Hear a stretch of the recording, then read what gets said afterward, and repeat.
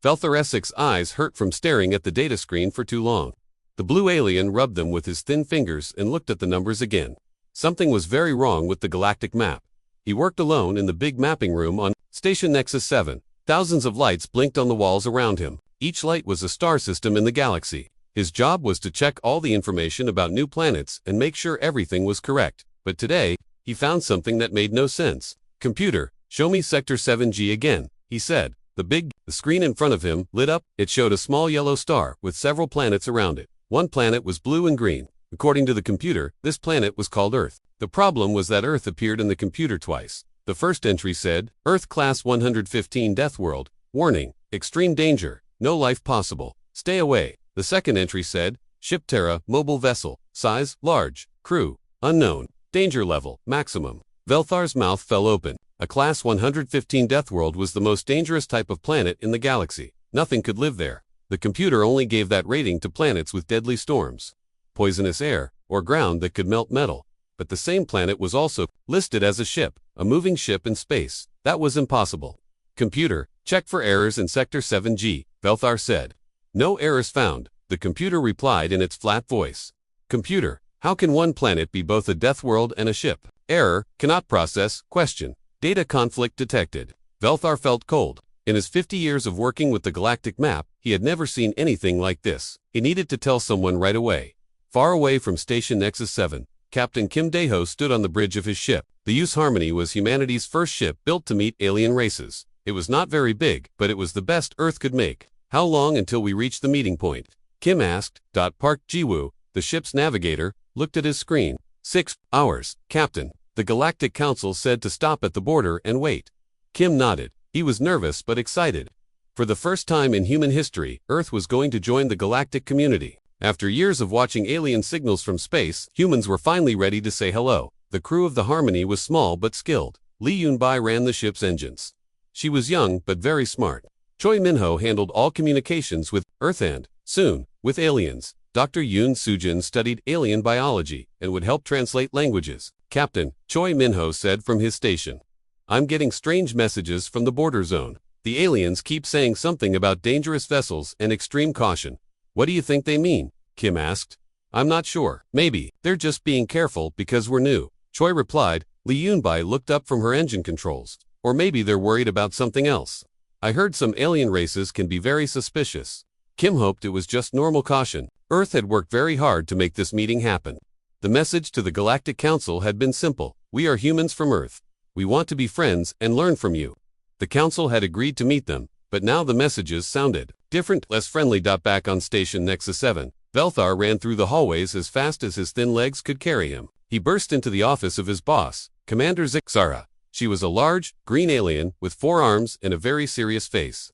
"Commander," Velthar gasped. "Emergency. I found a huge problem with the galactic map." Zixara looked annoyed. "Velthar, I told you not to bother me unless someone was dying. Someone might be dying. Look at this." Velthar put his datapad on her desk. Zixara's 4 eyes widened when she saw the information. This cannot be right. A Class 115 Deathworld that moves through space. That's what I thought, but the computer says both entries are correct." "Commander, there's more. I checked the recent communication logs. A ship from this Earth place is coming to meet the Council today." Zixara stood up so fast that her chair fell over. "What? Beings from a Class 115 Deathworld are coming here? That's impossible. Nothing can live on a Class 115 planet, unless ... double quotes. Velthar's voice was very quiet. "Unless they're not from the planet, what if they're from the ship?"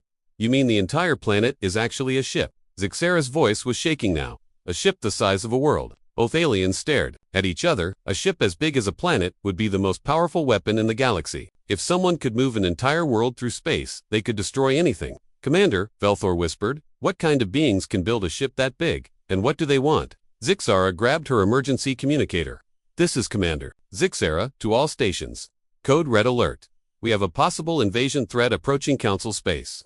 I repeat, Code Red Alert." On the Harmony, the crew noticed that space around them was getting busier. More and more alien ships appeared on their sensors. "Captain," Park Ji-woo said, "I count at least 50 ships out there now. They're all pointing their weapons at us." Kim frowned. "That doesn't seem very friendly. Choi, try to contact them." Choi Minho worked at his communication board. "I'm trying, Captain, but they're not answering our calls. Wait, ... Now I'm getting A message, put it on speaker, Kim ordered. A strange, high voice filled the bridge. The translation was rough, but they could understand it. Unknown vessel from the Forbidden Zone. You will stop your engines and prepare to be boarded. Any movement will be seen as an attack. Forbidden Zone, Li Yunbai asked. What Forbidden Zone? Dr. Yun Sujin looked worried. Captain, I think there's been some kind of mistake. They seem to think we're dangerous. Kim stood up straight. Choi, send them a message. Tell them we're peaceful. We're here for the meeting, the council agreed to. Choi sent the message and waited. The reply came back quickly, and the alien voice sounded even more afraid. You lie? No life can exist on a Class 115 Deathworld. Identify your ship world immediately. Ship world, Kim looked at his crew. What are they talking about? Nobody had an answer. Outside their ship, more alien vessels appeared. The humans were surrounded by a fleet of warships, and nobody knew why. Captain, Park Ji-woo said quietly, I think we're in big trouble. Kim looked at the screen showing all the alien ships around them. Their weapons were charged and ready. One wrong move and the Harmony would be destroyed. All stop, Kim ordered. Let's try to figure out what's going on before someone starts. Shooting, the ship slowed to a stop, floating in space surrounded by an alien armada. The crew of the Harmony had no idea that their home planet, Earth, was listed in the Galactic computer as both an impossible death world and a weapon of mass destruction. They also didn't know that the entire galaxy was about to panic. Captain Kim Dae-ho stood very still on the bridge of the Harmony. Outside, 50 alien warships pointed their weapons at his small ship. Their lights blinked like angry eyes in the darkness of space. Choi, are they still refusing to talk?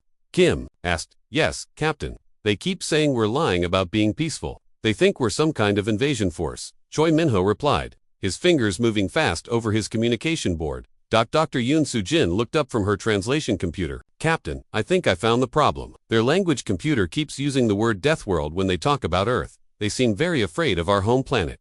Kim felt confused. Afraid of Earth? Why would anyone be afraid of Earth? Before Dr. Yoon could answer, the main screen lit up. An alien face appeared. The creature looked like a giant lizard with golden scales and 4 eyes. When it spoke, its voice was deep and scary. I am Admiral Crystal of the Galactic Defense Fleet. You will tell me the truth about your shipworld, or we will destroy you. Kim stepped forward. Admiral, I am Captain Kim Dae-ho of Earth. We are here for peaceful contact. There must be some mistake.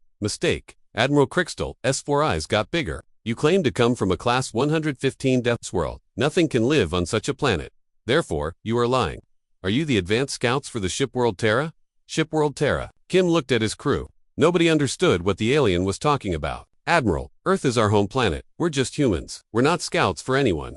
Admiral Crystal made a noise that sounded like angry growling. More lies. Show me your real form, creature of the Deathworld. Li Yunbai, who had been quiet until now, got angry. Hey, we're not lying. Earth is a perfectly normal planet. Sure, it has some problems, but we deal with them, problems. Admiral Crystal leaned closer to the screen. What kind of problems? Oh, you know, the usual stuff. Earthquakes, hurricanes, volcanoes, floods. Sometimes the ground moves and buildings fall down.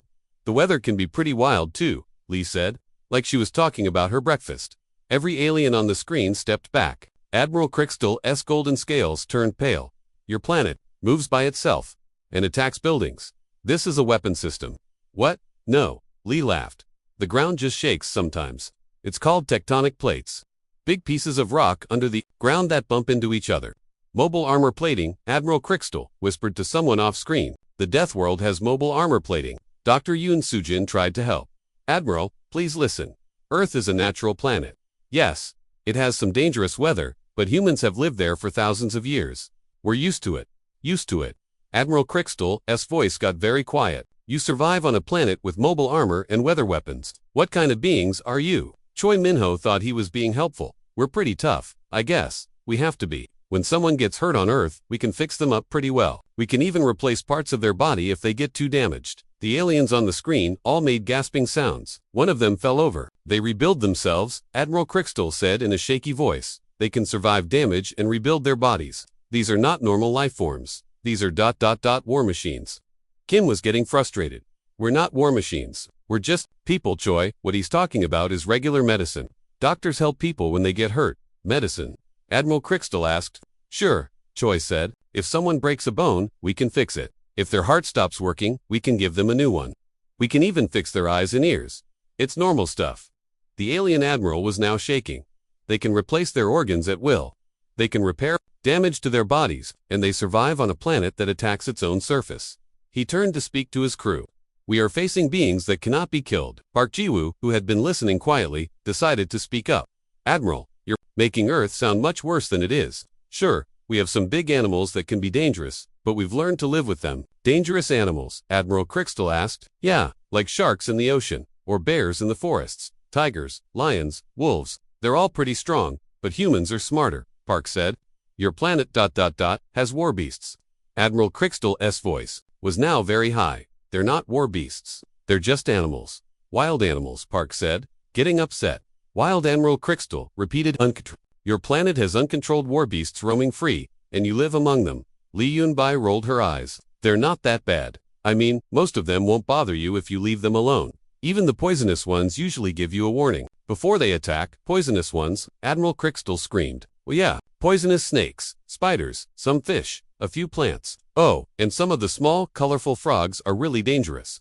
But they're tiny, so you just have to watch where you step, Lee said. Admiral Crystal was now breathing very fast. The Deathworld has bioweapons. Dr. Yoon Soo-jin tried one more time to calm things down. Admiral, please, these are just normal Earth life forms. Humans are at the top of the food chain on our planet. We're not super beings. We just adapted to our environment. Adapted? Admiral Crystal repeated slowly. You adapted to survive on a planet with mobile armor, weather weapons, mechanical repair systems, and bioweapons. And now, you travel the galaxy in your ship world. For the last time, Earth is not a ship, Kim shouted. Then explain this. Admiral Crystal held up a datapad. Our sensors show that your homeworld is moving through space. The humans all looked at each other. Park Ji-woo cleared his throat. Well, yes. Earth orbits around our sun. All planets move through space. It moves. Admiral Crystal's eyes were now huge. The Deathworld moves under its own power. That's just gravity, Park said weakly. Gravity control, Admiral Crystal whispered. They have gravity control technology. Kim put his head in his hands. This is insane. Admiral Crystal stood up suddenly. You will remain here while we decide what to do with you. Do not move your ship, or we will consider it an act of war. The screen went black. The bridge of the Harmony was quiet for a long moment. Finally, Lee Yunbai spoke up. Did we just accidentally convince them that Earth is a giant weapon? I think we did, Dr. Yoon said sadly. What do we do now? Choi asked. Kim looked at the alien ships surrounding them. More ships were arriving every few minutes. I think we need to call home and warn them. If these aliens think Earth is a weapon, they might try to attack it, Captain Park said, looking at his sensors. You need to see this. The alien fleet is leaving. Kim looked at the screen. Sure enough, the alien ships were moving away from them very fast. Where are they going? Lee asked. Park checked his instruments. Sir, they're heading toward Earth. And Captain, Choi said, his face pale. I'm picking up a galaxy-wide communication. It's being sent to every alien species in known space. What does it say? Kim asked, but he was afraid to hear the answer. Warning to all galactic civilizations, the Deathworld ship has deployed its warrior drones. Evacuation of Sector 7G is recommended immediately. Kim sat down hard in his captain's chair. Warrior drones, they think we're warrior drones. Apparently, Dr. Yoon said, and they think Earth is a giant spaceship that sent us out to scout for invasion targets. Outside, the last of the alien ships jumped to hyperspace, racing away from the humans as fast as they could go. Kim looked at his crew. Well, this is just great. We came here to make friends, and now the entire galaxy thinks we're an invasion force. Should we go home? Lee asked. I don't think we have a choice, Kim said. If alien fleets are heading to Earth, we need to warn everyone. The Harmony turned around and began the long journey home, chasing after the alien fleets that were racing toward Earth to face what they believed was the most dangerous weapon in the galaxy. None of them knew that Earth was still just sitting quietly in its orbit, completely unaware that it was about to become the center of the biggest misunderstanding in galactic history. The message spread across the galaxy like fire, on thousands of worlds, in hundreds of different languages. The same terrible warning played. The Deathworld ship has deployed its warrior drones. On the water world of Aquaria, the fish-like Marathi, people had lived in peace for 10,000 years. They had never known war. But when they heard the message, their leaders called an emergency meeting. A ship the size of a planet, Leader Bluefin asked, his gills flapping with fear. And it has warriors that can survive on a Class 115. Deathworld, we must evacuate, said Elder Reef. If beings can live on a Deathworld, they can live anywhere. They could drain our oceans. Across the galaxy, similar meetings were happening. The rock-eating silcates of Minera began digging deeper into their mountain homes.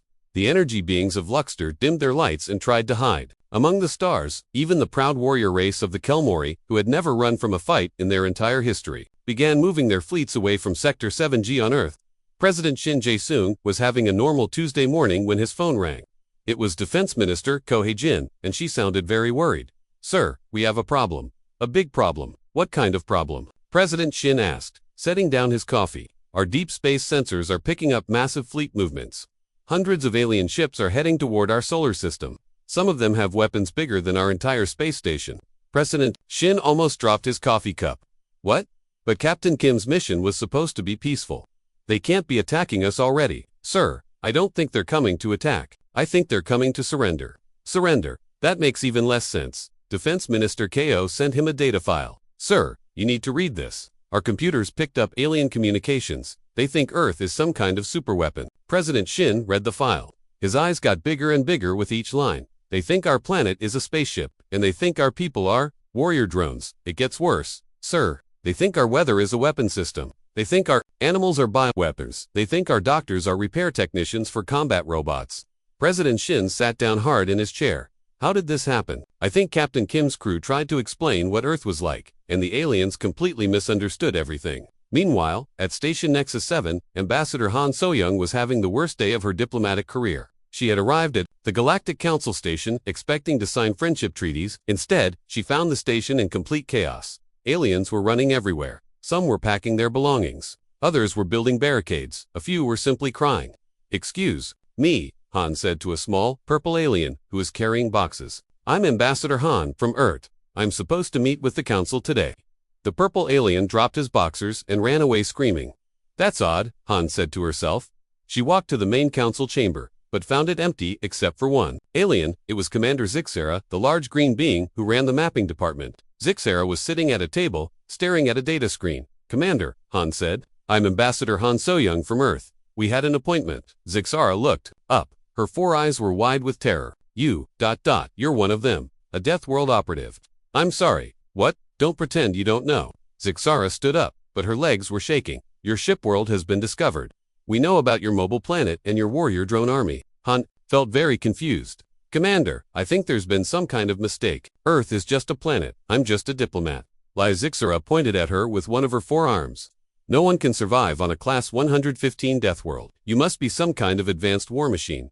"I'm really not," Han said calmly. "I'm just a person. I was born on Earth, went to school there, got married there. It's a perfectly normal planet." "Normal?" Zixara laughed, but it sounded more like crying. "Your planet has moving ground that crushes buildings. It has storms that can destroy entire cities. It has creatures that inject poison." "Well, yes, and you live there by choice. You go back there willingly.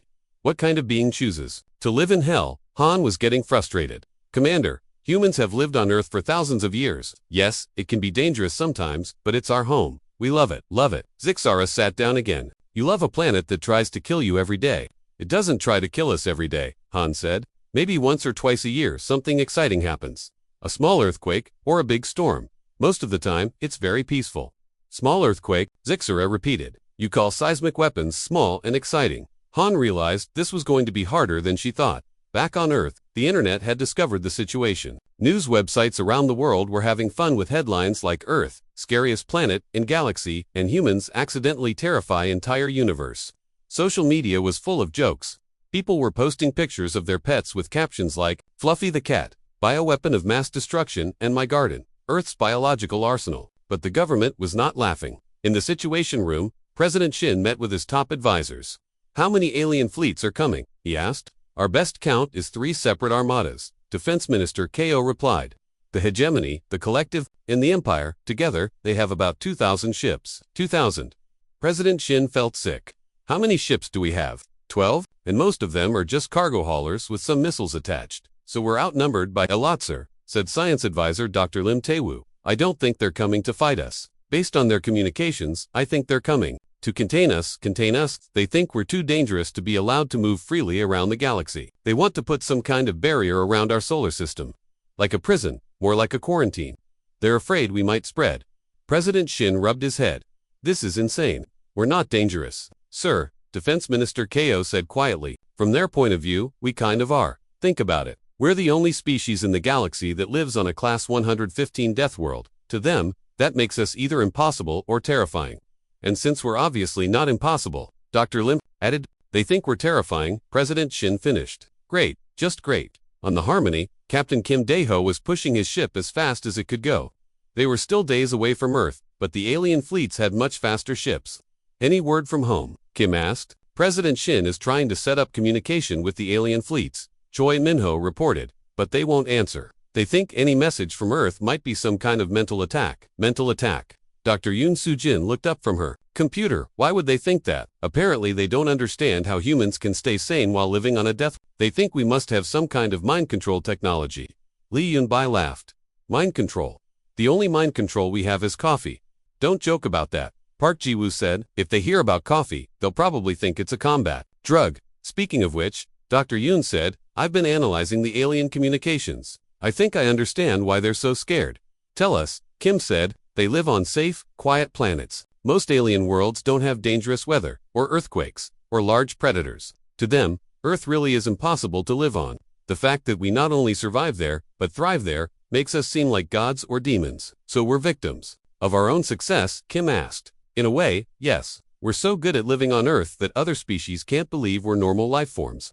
Captain, Choi said, I'm getting a new message from the alien fleets. What does it say? Choi looked worried. They're setting up a meeting point at the edge of our solar system. They want to negotiate terms for our surrender. Our surrender. Kim felt angry. We haven't done anything wrong. I know, Captain Bathedo, but they don't see it that way. To them, we're the most dangerous species in the galaxy, and they want to contain us before we can do any damage. Kim looked at his crew.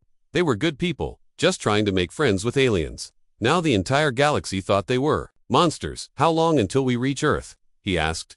3 days, Park replied. And how long until the alien fleets get there? 2 days. Kim sat back in his captain's chair. Then we'd better hope President Shin can talk them out of starting a war. Because if 3 alien armadas meet at Earth, and they all think we're dangerous, they might attack first and ask questions later, Dr. Yoon finished.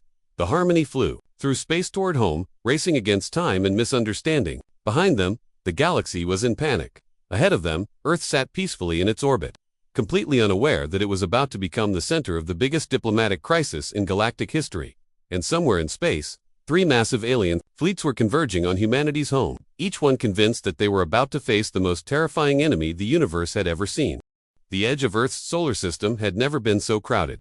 3 massive alien fleets faced each other in space, each one bigger than anything humans had ever imagined. The hegemony fleet was made of long, silver ships that looked like spears. The collective brought dark, round vessels that pulsed with strange lights. The Empire's ships were golden and shaped like pyramids.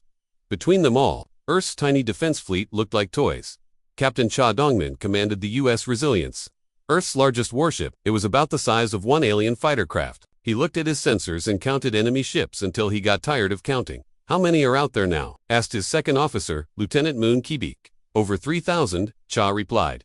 And they keep coming. What do they want? According to the messages we're getting, they want to contain the Deathworld threat before it spreads across the galaxy, Cha said, reading from his screen. On Earth, Defense Minister Ko Hyejin was in the underground command center, watching the situation get worse by the hour. President Shin Jae-sung stood beside her, looking very worried. Minister, are our weapons ready? President Shin asked. Sir, we have 12 ships with basic missiles. They have 3,000 ships with weapons we don't even understand. If this turns into a fight, it will be over in about 5 minutes, and we'll lose. We'll lose very badly. President Shin looked at the big screen showing all the alien ships. Keep trying to contact them. Maybe we can still talk our way out of this. High, above Earth, Commander Jang Darren was having a very strange day.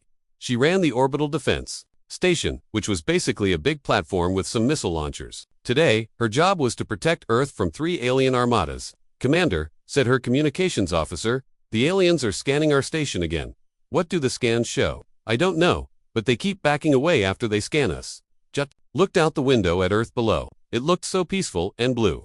Hard to believe that every other species in the galaxy thought it was a weapon of mass destruction. Ma'am, her weapons officer called out. I'm getting some weird readings from the alien fleets. What kind of readings? They single quotes read ... arguing with each other. All 3 fleets are sending angry messages back and forth. Jang listened to the translated messages on her headset. The 3 alien fleets were not working together. In fact, they seemed to hate each other. Commander, her communications officer said, I think I understand what's happening. Each fleet wants to be the one to contain us. They think whoever controls Earth will have the most powerful weapon in the galaxy. So they're fighting over who gets to capture us. It looks that way. Jang smiled for the first time in days.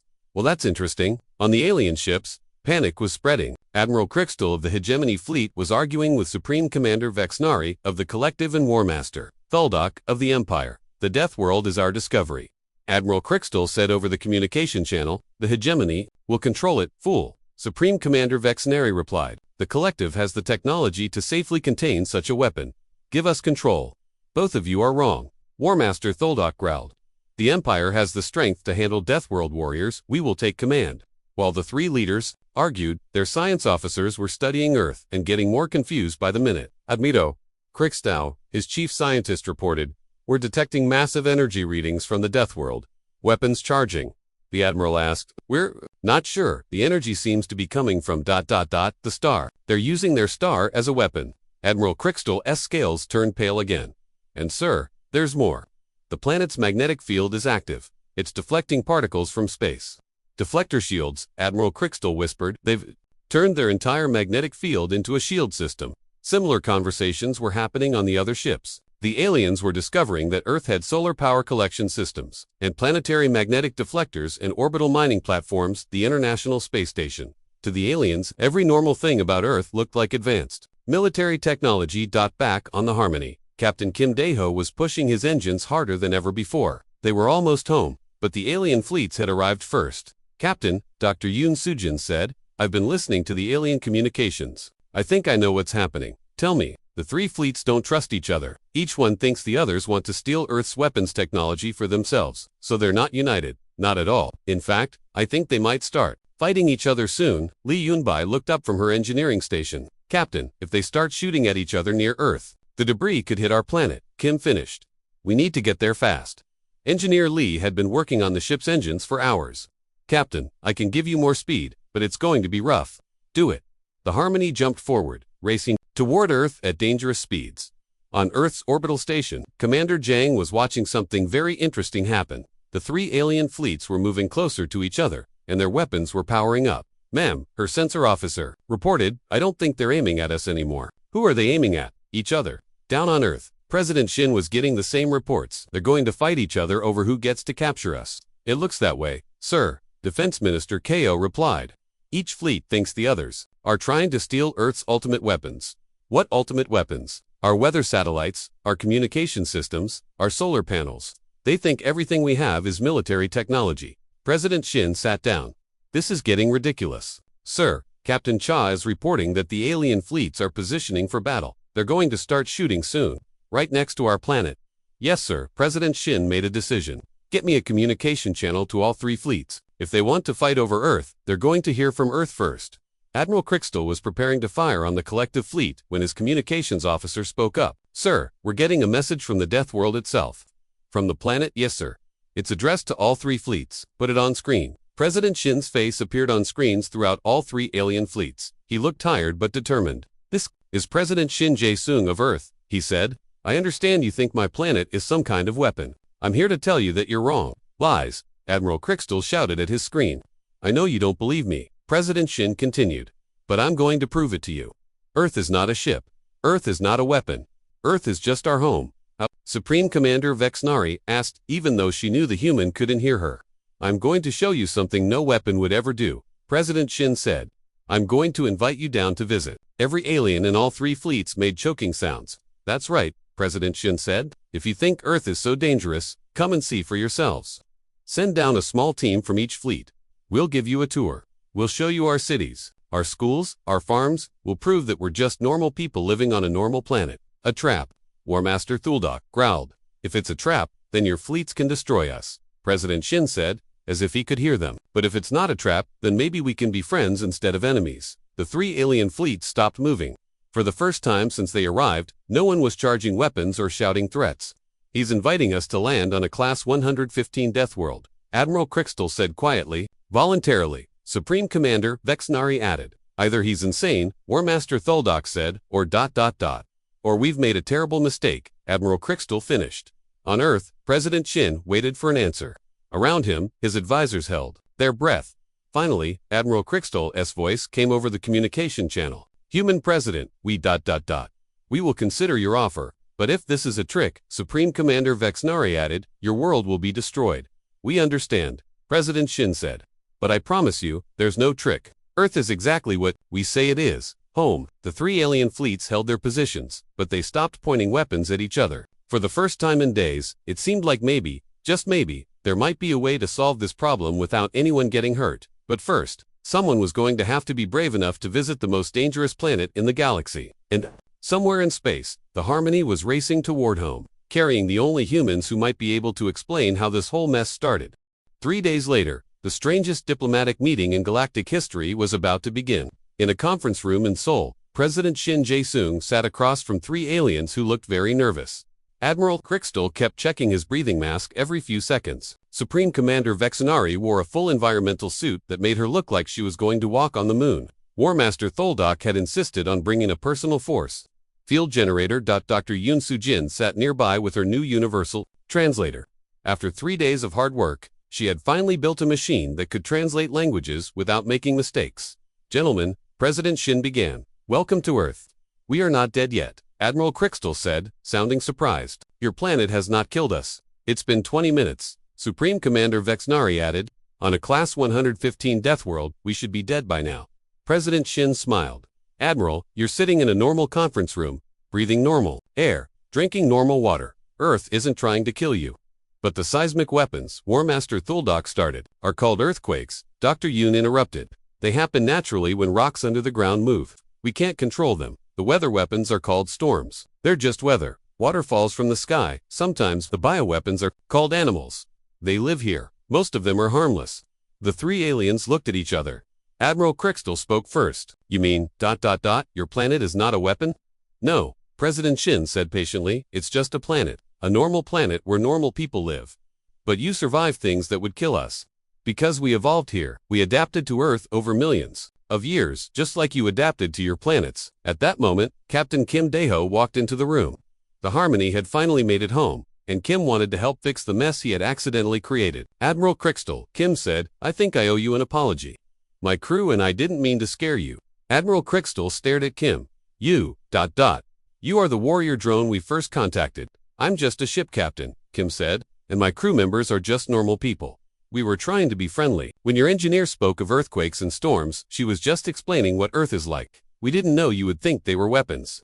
Supreme Commander Vexnari leaned forward. Your species really lives on this planet voluntarily.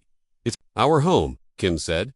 We were born here. Our families are here. We love it here. Even though it is dangerous, every planet has some dangers. Earth has weather and earthquakes. Your planet probably has something too. War Master Tholdak thought about this. My homeworld has acid rain sometimes. See? That sounds dangerous to us, but you're used to it. The aliens were quiet for a long time. Finally, Admiral Crystal spoke. So, Earth is not a ship. No, and humans are not warrior drones. No, and you are not planning to invade the galaxy. Definitely not. We just wanted to make friends. Admiral Crystal removed his breathing mask. He took a deep breath of Earth air and didn't die. This is embarrassing. It's okay, President Shin said. It was just a misunderstanding. A very big misunderstanding. Supreme Commander Vexnari added, we brought 3 fleets to stop an invasion that was never going to happen. 2 hours later, the 3 alien leaders were getting a tour of Seoul. Ambassador Han Soyeon, who had finally been released from detention on Station Nexus 7, was showing them around the city. This is a shopping mall, Han explained as they walked through a busy marketplace. People come here to buy things they need. The aliens watched humans walking around, buying food, talking on phones, playing with children. They look so, normal, War Master Tholdak said. They are normal, Han replied, just people living their lives. A small child ran up to Admiral Crystal and offered him a flower. The Admiral stared at the child in shock. Is this a young warrior? He asked. No, it's just a little girl, Han said. She's being friendly. Admiral Crystal carefully took the flower. The little girl smiled and ran back to her mother. Your young are not trained for combat. Supreme Commander Vexnari asked, our children go to school to learn reading, writing, and math. Just normal education. The aliens spent the rest of the day seeing normal Earth life. They visited a hospital and learned that human self-repair capabilities were just doctors and nurses helping sick people. They went to a zoo and discovered that Earth's bioweapons were just animals that people came to look at for fun. They even went to a weather station and learned that humans couldn't control storms. They just tried to predict them so people could stay safe. That evening, the three fleet commanders met with Earth's leaders for a final discussion. "We owe you an apology," Admiral Crystal said. "We completely misunderstood your species and your planet." "But," Supreme Commander Vexnari added, "you must understand why we were afraid. No other species in the galaxy lives on a planet as dangerous as Earth." "What does that mean for us?" President Shin asked. War-Master Tholdak answered, "It means you are unique. In a galaxy full of species that need safe, quiet worlds, you are the only ones who thrive in danger." "Is that bad?" "No," Admiral Crystal said slowly. "It's actually, impressive, and maybe useful." "Useful how?" Supreme Commander Vexnari explained. "There are places in the galaxy that other species cannot go. Dangerous worlds, hostile environments, areas with extreme conditions, but humans could go there." War Master Tholdak finished. "You could explore places we cannot. You could rescue people from disasters we cannot survive. You could be pioneers." President Shin smiled. "We'd like that. Humans have always been explorers." Then, Admiral Crystal said, "We would like to offer Earth's full membership in the Galactic Council. With special status." "What kind of special status?" "Planetary Emergency Response Team," Supreme Commander Vexnari said. "When other worlds face natural disasters or need help in dangerous places, we would call on humans. Because you're the only species crazy enough to help," War Master Tholdak added, then quickly said, "I mean that as a compliment." President Shin looked at his advisors. They all nodded. "We accept," he said. 1 month later, Captain Kim Dae stood on the bridge of the UES Explorer, humanity's first official Galactic Council ship. His mission was to help evacuate aliens from a planet that was having massive volcanic eruptions. "Captain," Lee Yunbai called from her engineering station, "the aliens are asking if we're sure we want to land on their planet. They say the volcanic activity makes it too dangerous." Kim smiled. "Tell them we're from Earth. We're used to volcanoes." "They're asking what Earth is like," Choi Minho reported. "Tell them, Earth is a Class 115 Deathworld, and we call it home." There was a pause. Then Choi said, "They're asking if we need any special equipment to survive the volcanic planet." "Just the usual gear," Kim said. "Nothing we haven't handled before." Back on Earth, Dr. Yoon Soo-jin was working in her new lab. She had been put in charge of training other humans who wanted to work in dangerous parts of the galaxy. Her first class was learning how to communicate with aliens without accidentally starting wars. "Remember," she told her students, "when aliens ask about Earth, be very careful how you describe things. Don't say the ground moves sometimes. Say we have minor seismic activity. Don't say we have big storms. Say we experience weather patterns." One student raised her hand. "What if they ask about our animals? Say we have local wildlife. Never ever call sharks, swimming predators, or spiders, 8-legged creatures with venom." That's how we got in trouble the first time. On Station Nexus 7, Velthor was updating the Galactic database. He had a new entry to make. Earth Class 115 Deathworld, inhabited by humans. Note: humans are friendly but adapted to extreme conditions. Approach with caution, not because they are dangerous, but because their planet is. Humans are excellent for emergency rescue operations and exploration of hazardous worlds. Also note, do not be alarmed by human descriptions of their home planet. What they call normal weather may sound like weapon systems to other species." He paused, then added, "Earth is also the headquarters of the Galactic Emergency Response Team. Humans are standing by to help in any crisis. No matter how dangerous, they volunteer for missions that would terrify other species. This is not because they are warriors. This is because they are from Earth. And on Earth, helping each other survive is just what people do." Velthor saved the file and smiled. The galaxy was a safer place now, protected by beings who thought a Class 115 Deathworld was home sweet home, and somewhere in space, human ships were racing toward disasters that other species couldn't handle. Crewed by people who thought danger was just another word for Tuesday. The galactic map still listed Earth as both a Class 115 Deathworld and the galaxy's most important ship, but now everyone understood that both entries were exactly right. Earth was a deadly planet full of the nicest, bravest, most helpful people in the galaxy. And that's how humanity accidentally became the universe's favorite heroes.